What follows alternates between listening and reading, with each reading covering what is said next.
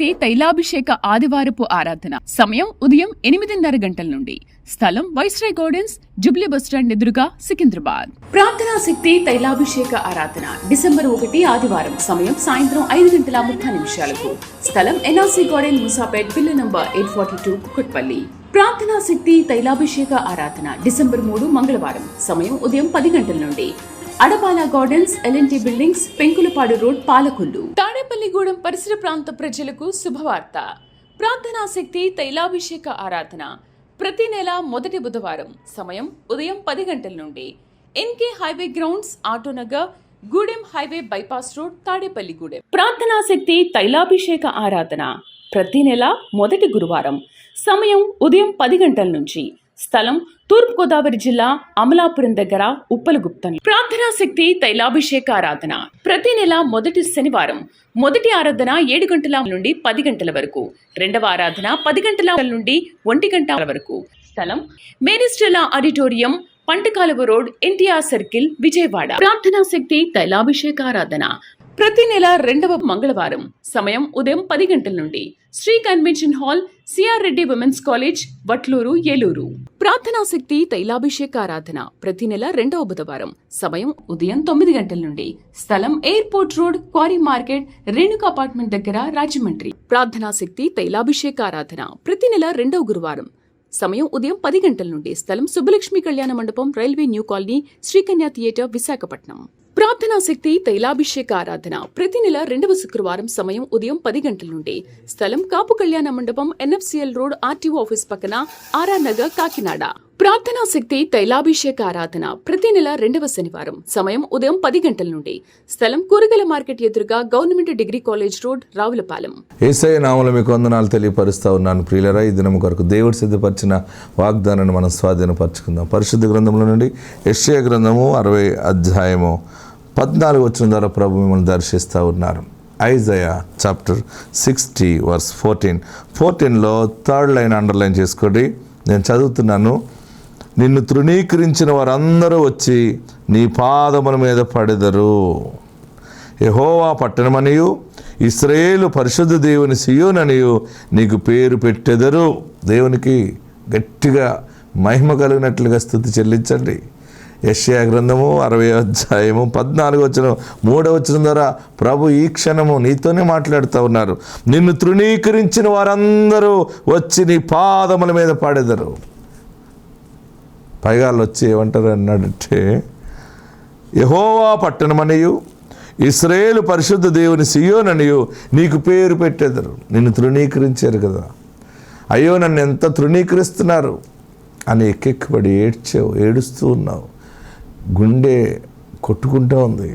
నా మనసు అలాగ అయిపోయింది, నాకు మోసం అయిపోయింది, నన్ను మోసం చేశారు, నాకు మోసం జరిగింది, అందరూ నిన్ను మేలు చేసిన చోట ప్రతి చోట నాకు కీడెదురవుతుంది, నేను ఏ పాపం చేశానని ఎక్కువగా గోజాడి ప్రార్థిస్తున్నావు కదా. అందుకే పరలోకమందున్న దేవుడు నీ మొర ఆలకించాడు. నీకు జరిగిన అన్యాయాన్ని చూశారైనా ఆయన నీతో మాట్లాడుతున్న మాట ఏంటంటే, నిన్ను తృణీకరించిన వారందరూ నీ దగ్గరికి వస్తారంటలేదు, నీ పాదముల మీద పడతారు. అంటే తృణీకరించిన వారి ఎదుట దేవుడు నిన్ను బలమైన స్తంభముగా రాజపీఠ మీద కూర్చోబెట్టబోతున్నాడు అనమాట. ఆమెన్.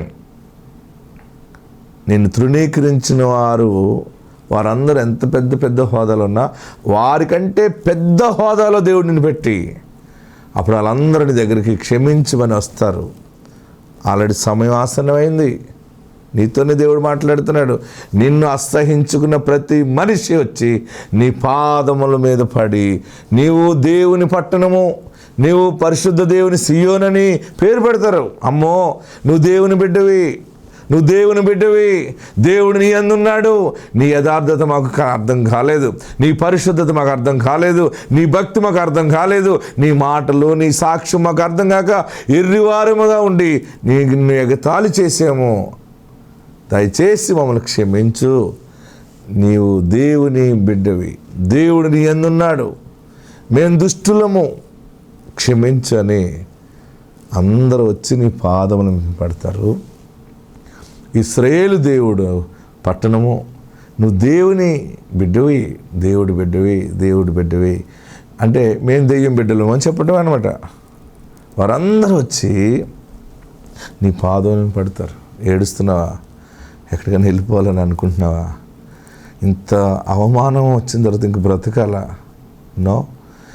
ఏ మనుషుడు, ఏ మనిషి నిన్ను తృణీకరించారో వారందరూ నీ దగ్గరికి వచ్చి నీ పాదముల మీద పడి నీ సాక్ష్యము వారు చెబుతారు.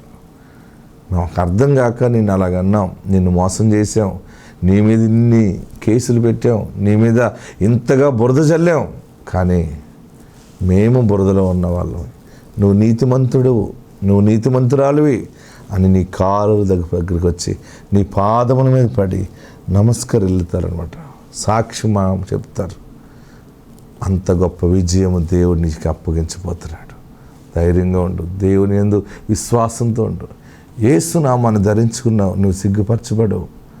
ఎక్కడ తృణీకరించబడ్డావో, ఎక్కడ అవమానపరచబడుతున్నావు, అక్కడే దేవుడు నిన్ను నిలబెడతాడు. అదే దేవుని బిడ్డల యొక్క ప్రత్యేకత. పరిశుద్ధాత్మ నీకు తోడుండును గాక. ఆమేన్. వాక్య భాగంలోకి వెళ్దాం. పరిశుద్ధ గ్రంథంలో నుండి ఎహెజ్కేలు గ్రంథము. బైబిల్ ఉన్న వారందరూ తెరవండి. ఎహెజ్కేలు గ్రంథము 34వ అధ్యాయము 25 నుండి మనం చదువుకుందాం. పరిశుద్ధ ఆశీర్వాదాలు ప్రభు మనకు బయలుపరుస్తూ ఉన్నారు.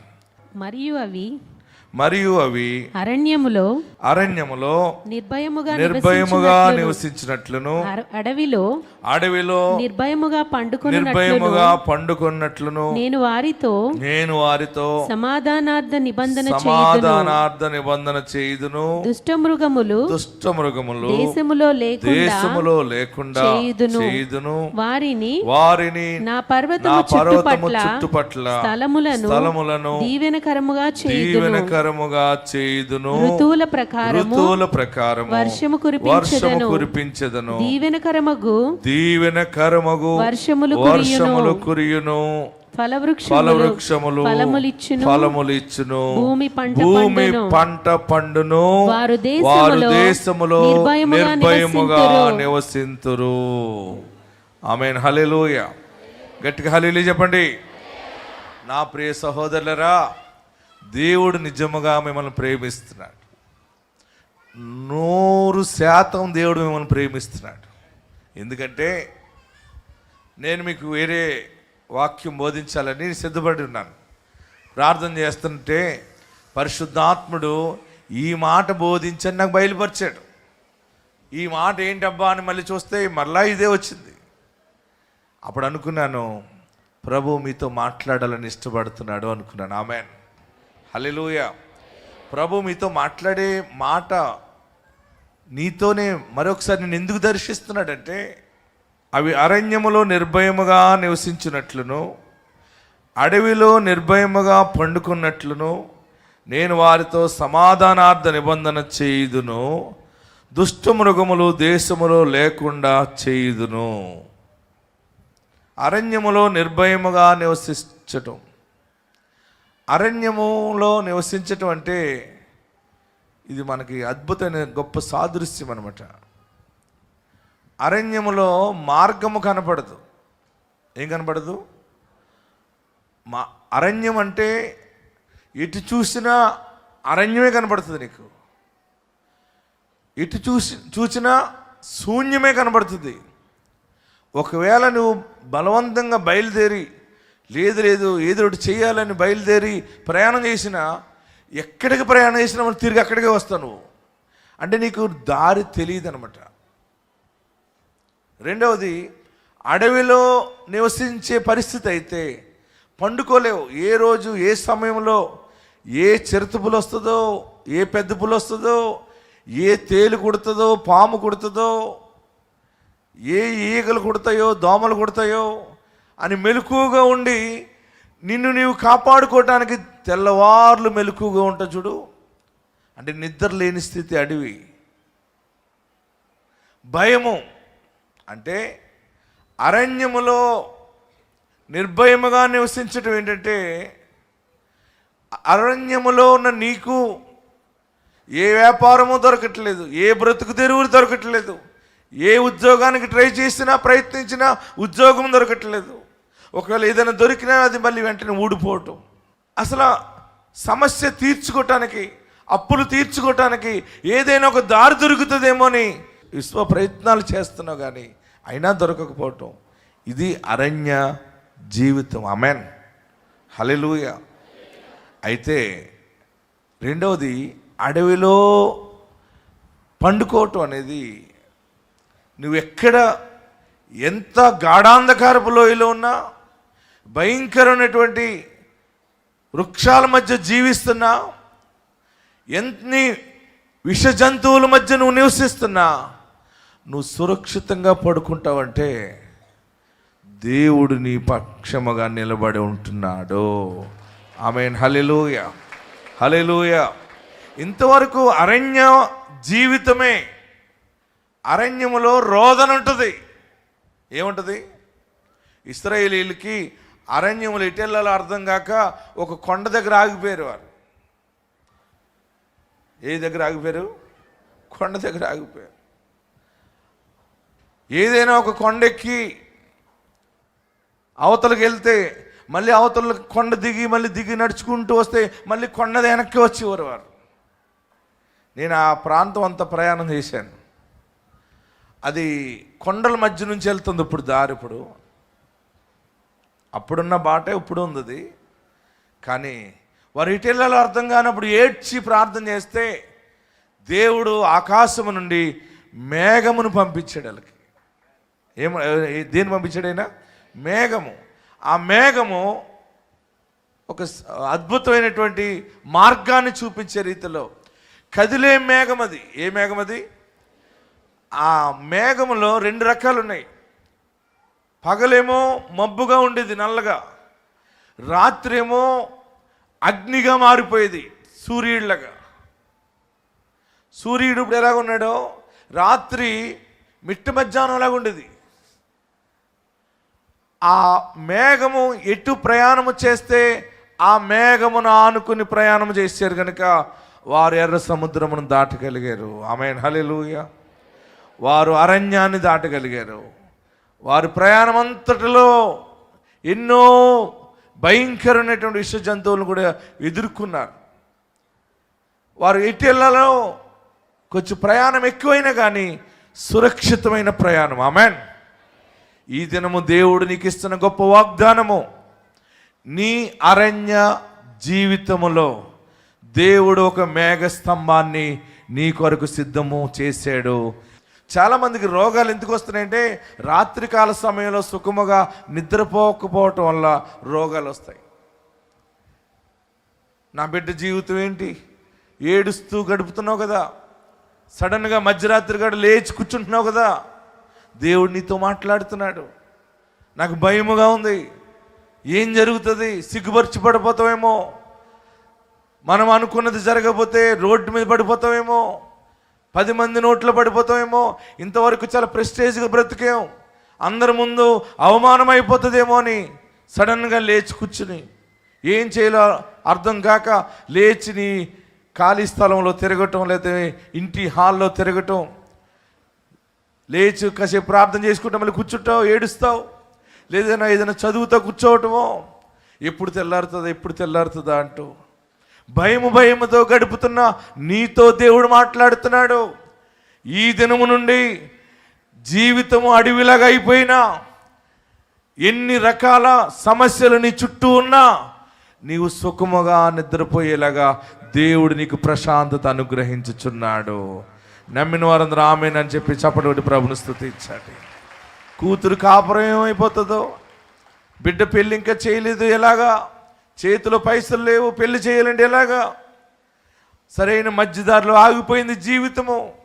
ఈ బిడ్డను ఎలా పెంచాలి, నేను ఎలా బ్రతకాలి, నా బ్రతుకేంటి, ఇన్ని అప్పులు ఎలా తీరుతాయి, జీవితంలో అసలు దారి ఉందా, నేను చనిపోతే మేలేమో అనుకుంటావు కదా.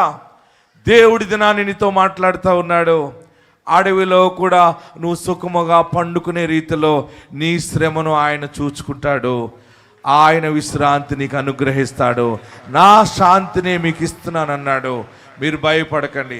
ఎన్ని శ్రమలున్నా, ఎన్ని బాధలున్నా, నిద్రలున్నా, నిద్ర లేకపోయినా నీ పక్షముగా ఉన్నవాడు మానవుడు కాడు. ఆయన దైవ నరుడై ఉన్నాడు. ఆమేన్. ఎంత అద్భుతమైన మాట అంటే నోట్ చేసుకోండి. అవి అరణ్యములో నిర్భయముగా నివసించినట్లు. చాలామంది అంటారు, ఏంటి మీరు ఇంత ధైర్యంగా ఉన్నారు? మీ పిల్లకి సంబంధాలు చూస్తున్నారా? మీ పిల్లవాడికి సంబంధం చూస్తున్నావా? ఇల్లు కట్టే ఆలోచన ఏమైనా ఉందా? ఎంతకాలం ఇలా అద్దెంట్లో ఉంటావు? లేకపోతే ఎంతకాలం ఈ గుడిసెలో ఉంటావు? ఎంతకాలం ఒకరి కింద పని చేస్తావు? ఏమైనా ఆలోచిస్తున్నావా అంటారు. నువ్వు అనాలి, నేనేమై ఉన్నానో అది దేవుని దయ వల్ల ఉన్నాను అనాలి. ఆమేన్. హల్లెలూయా.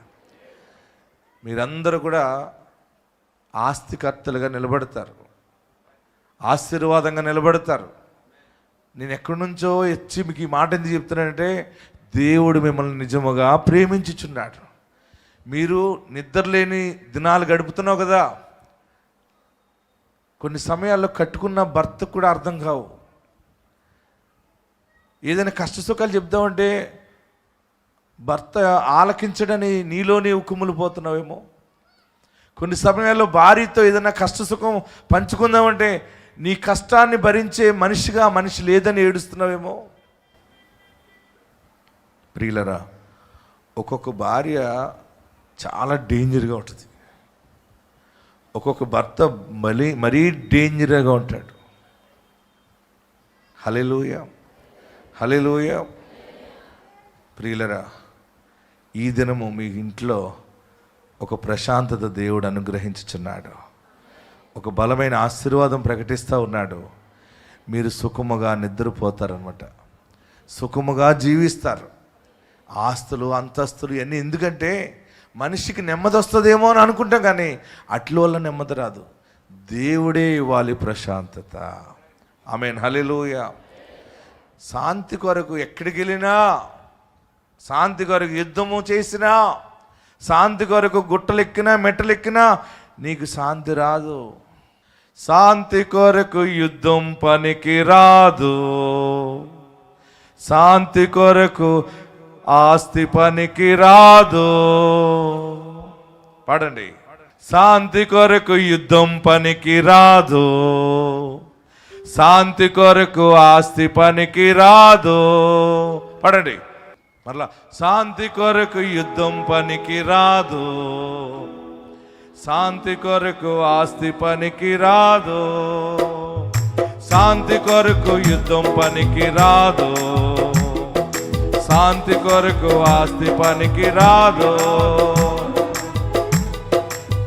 హల్లెలూయా. శాంతి కొరకు యుద్ధం చేస్తే, మా అత్తగారితో యుద్ధం చేసి దీన్ని ఎలాగోలా ఇంట్లో జల్లగొడితే నేను ప్రశాంతంగా కాపురం చేసుకుంటాను అనుకుంటున్నావేమో. ఇంకా యుద్ధం ఎక్కువైపోద్ది, కానీ సమస్య నీకు ప్రశాంతత రాదు. మా కోడలు ఎప్పుడు బయటికి పోతుందా అని యుద్ధం చేయాలనుకుంటున్నావేమో, ఇంకా సమస్య ఎక్కువైపోతుంది.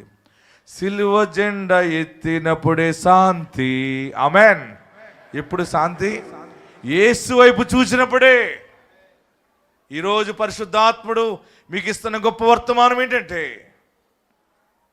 అరణ్యములో నిర్భయముగా నివసిస్తావు, అడవిలో నిర్భయముగా పండుకునేలా చేస్తాడు. తర్వాత అంటున్నాడు, నేను వారితో సమాధానార్థ నిబంధన చేయుదును, దుష్ట మృగములు దేశములో లేకుండా చేయుదును. హల్లెలూయా. మీ ఇంట్లోనే, దేశం అంటే మీ ఇల్లే ఒక దేశం అనమాట. నీ ఇంట్లో ఏదో దుష్ట శక్తి ఉందేమో, ఎవరో చేతబడి చేశారేమో, ఎవరో ఏదో పూజలు చేశారేమో, ఏదో పెట్టారని భయపడుతున్నావు కదా. ఈ దినము దేవుడు ఆ దుష్టత్వాన్ని శాశ్వతంగా నాశనము చేస్తూ ఉన్నాడు. ఏదో చేశారు, ఈ మధ్య నా భర్త మారిపోయాడు, ఏదో జరిగింది, నా భార్య మారిపోయింది, నా పిల్లలు మారిపోయారు, ఎవరు ఏదో పెట్టారు, ఎవరు ఏదో చెడుపు పెట్టారు అని ఏడుస్తున్నావు, భయపడుతున్నావేమో. పరిశుద్ధాత్మ శక్తి ఈరోజు దాన్ని పటాపంచలు చేసేస్తా ఉంది. దేశంలో దుష్ట మృగములు ఉండవు, ఇంకా ఏది నిన్ను భక్షించదు, ఏది నిన్ను పీక్కుని తినటానికి రాదిక. నువ్వెక్కడికి వెళ్ళినా, ఎటువంటి శ్రమలో అడుగుపెట్టినా ఏ దరిద్రం నిన్ను ముట్టుకోదు. ఆమేన్. తర్వాత మాట్లాడుతున్న గొప్ప మాట ఏంటంటే, వారిని నా పర్వతము చుట్టుపట్ల స్థలములను దీవెనకరముగా చేయుదును. స్థలములను దీవెనకరంగా చేస్తాడు ఆయన. మీరు అనుకోవచ్చు, ఈ మధ్య ఈ ఇంట్లోకి వచ్చేకనే సమస్య ఎక్కువైపోయింది, ఈ పొలం తీసుకున్నాక సమస్య ఎక్కువైంది, ఆ స్థలము ఈ స్థలము, ఈ భూమి ఆ భూమి, ఈ మధ్య ఇల్లు వాస్తు సరిలేక నాకు అన్నీ ఇలా జరుగుతున్నాయని అనుకుంటున్నావేమో. దానిని కూడా దేవుడు దీవెనగా మార్చుచున్నాడు. మీరందరూ ఆశీర్వదించబడే సమయం వచ్చింది. మీరు దేనికి భయపడుతున్నారో, ఎక్కడ మీకు దీవెన రాలేదు, ఎక్కడ దుఃఖము కలిగింది, ఈ స్థలము మంచిది కాదు, ఈ ఇల్లు మంచిది కాదు, ఇక్కడ ఎవరో చనిపోయారు, అక్కడెవరో చనిపోయారు, ఇక్కడెవరో పాతి పెట్టబడ్డారని ఏడుస్తున్నామేమో. ఇటువంటి ఎంత కల్మషం ఉన్నా అక్కడే దేవుడు నిన్ను ఒక దీపస్తంభంగా దేవుడు నిలబెడుతున్నాడు. ఎక్కడ ఏడ్చావో, ఎక్కడ బాధపడ్డావో, ఎక్కడ కుమిలిపోయావో, ఏ స్థలము చూడకూడదని నిర్ణయించుకున్నావో అక్కడే నిన్ను రాజబిడ్డగా దేవుడు నిలబెడతా ఉన్నాడు. అక్కడే అన్యాయం జరిగిన చోటనే న్యాయము జరిగించువాడు నీ పక్షముగా నిలబడి ఈ దినాన్ని నీతో మాట్లాడుతున్నాడు. ఆ స్థలములను దీవెనకరముగా చేయుదును. ఆమేన్. యేసు నామాన్ని స్మరిస్తూ ఉన్నావు గనక, యేసు నామాన్ని ధరించుకున్నావు గనక ఇక నీవు ఏ స్థలములో అడుగుపెట్టినా దీవెనగానే మారిపోతుంది. మీ పొలాలు దీవెనగా మారుతాయి. నేను ఒక చోట భూమిని తీసుకున్నాను, ఒకరి దగ్గర వారు వచ్చి బ్రతిమలాడితే తీసుకున్నాను. ఆ భూమి సౌడు భూమిగా ఉంది, చెట్లన్నీ కూడా పాడైపోయి ఉన్నాయి. వారు అమ్మారు, నేను కొన్నాను దాన్ని. నేను కొన్న తర్వాత దాంట్లో అడుగు పెట్టాను, ప్రార్థన చేశాను, అదంతా తిరిగి వచ్చాను. ఆ స్థలం అంతా అది నాతో ఉన్న వాళ్ళందరికీ చాలా పాడుగా కనబడుతుంది. ఆ భూమి అసలు అక్కడ ఎక్కువ సమయం కూడా ఉండలేము, ఇంకా అలాగుంది అక్కడ. నేనైతే అక్కడ పరలోక ఆనందాన్ని అనుభవిస్తూ ఉన్నాను. ఆ పాడైన భూమిని దీవెనకరంగా చూస్తున్నాను. నేను ప్రార్థన చేసుకుని వచ్చాను. ఆశీర్వాదం ఏంటంటే, నేను మరలా వెళ్ళినప్పుడు ఆ భూమి అమ్మిన వారు అక్కడికి వచ్చారు. వారు అన్నారు, ఆ భూమి అమ్మిన యజమానుడు అన్నాడు, మీకు ఒక మాట చెప్తానండి అన్నాడు. ఏంటన్నాడు, మేము ఇంతకాలం చేసాం, ఇదన్నీ పాడైపోయినాయి, ఎప్పుడైతే మీ పేరు మీద ఇది అయ్యిందో, మీ పేరు పలికిన తర్వాత, మీరు వచ్చి అడుగుపెట్టి వెళ్ళిన తర్వాత ఇవన్నీ కూడా పుష్పించటం, ఫలించటం మొదలుపెట్టింది. అద్భుతముగా పచ్చబడిపోయి గెలలు గెలలుగా మారిపోయింది. ఇది నా కళ్ళతో చూస్తున్నాను నేను అన్నాడు ఆయన. ఆమేన్. గట్టిగా హల్లెలూయా చెప్పండి, ఇంకా గట్టిగా హల్లెలూయా చెప్పండి. మళ్ళీ మొన్న వెళ్ళాను. ఆ మనుషుడు, ఇంకొక మనుషుడు వచ్చి అంటున్నాడు, ఇది ఏదేను వనములా మారిపోయిందంట అన్నాడు. మనం చేసింది ఏమీ లేదు అక్కడ. మనము వాగ్దానము కలిగి ఉన్నవారము, మనం ఎక్కడికి వెళ్ళినా అది దీవెనగా మారుతుంది. ఈ దినము నీకు ఇస్తున్న మాట ఏంటంటే, నీ స్థలము దీవెనగా మారుతుంది. మీ ఇంట్లో ఉన్నటువంటి భయము పోయి సుఖముగా నిద్రపోతావు. నీకు ఒక మార్గము, నీ బిడ్డకు ఒక మార్గము దేవుడు చూపిస్తూ ఉన్నాడు. ఒక దారి దొరుకుతుంది, రాజదారి. ఆ దారిలో మీ ప్రయాణం నడుస్తుంది. ఆశీర్వాదం మీకు తోడై ఉండును గాక. అందరూ ఎక్కడున్నవారు అక్కడ లేచి నిలబడండి. ఎక్కడున్నవారు అక్కడ లేచి నిలబడండి. కళ్ళు మూసుకునండి. ప్రార్థన చేద్దాం. పరిశుద్ధాత్ముడి దినాన్ని మాట్లాడాడు. అరణ్యములో నిర్భయముగా నివసిస్తావు. భయపడుతున్నావేమో, కాపురం కొరకు భయపడుతున్నావేమో, నివసించటానికి. ఏమైపోతానో, ఈ మనుషుల ముందు ఎలా జీవించాలి, ఇన్ని సమస్యలలో నేను ఎలా బ్రతకాలి, నాకు ఆవేదనగా ఉందని ఏడుస్తున్నావా? నీ చిన్న మనసుకి గాయం తగిలిందా? ఎవరికి చెప్పుకోలేక ఏడుస్తున్నావా? చివరికి ఈ స్థలము మాకు అచ్చి రాలేదు, ఈ ఇల్లు మాకు అచ్చి రాలేదు, ఏది మంచి జరగలేదు ఈ స్థలంలో. మా అత్తగారికి అలాగే జరిగింది, నా తల్లికి అలాగే జరిగింది, మా తండ్రికి అలా జరిగింది. వారికి ఇలా జరిగింది, వీరికి ఇలా జరిగింది, మాకు కీడే వస్తుందని అనుకుంటున్నామేమో. ఆ స్థలమును దేవుడు దీవెనగా మారుస్తున్నాడు. హల్లెలూయా, హల్లెలూయా, హల్లెలూయా. గట్టిగా చప్పట్లు కొట్టి ప్రభువును స్తుతించండి. నీ స్థలమును దీవెనకరంగా మారుస్తున్నాడు. నీ కాడిని విరగొట్టి నిన్ను బందీ గృహము నుండి బయటికి తీసుకొస్తాడు. బలమైన సాక్షిగా ఉండబోతున్నావు. నిర్భయముగా నివసిస్తావు. అరణ్యములో ఎవరికి దారి లేకపోయినా నీకొక రాజమార్గము దొరుకుతా ఉంది. పరిశుద్ధాత్ముడు నీ పక్షముగా ఉన్నాడు. పరిశుద్ధాత్ముడు నీ పక్షముగా ఉన్నాడు. అందరూ ప్రార్థన పూర్వకంగా ఉండండి. ప్రార్థనలో ఉందాం. హల్లెలూయా, హల్లెలూయా. రాజా, నీ వైపు నేను చూస్తున్నానయ్యా. నీ సన్నిధి నాకు దయచేయండి. అందరూ ప్రార్థన చేయండి. అందరూ కళ్ళు మూసుకుని ప్రార్థనలో ఉండండి.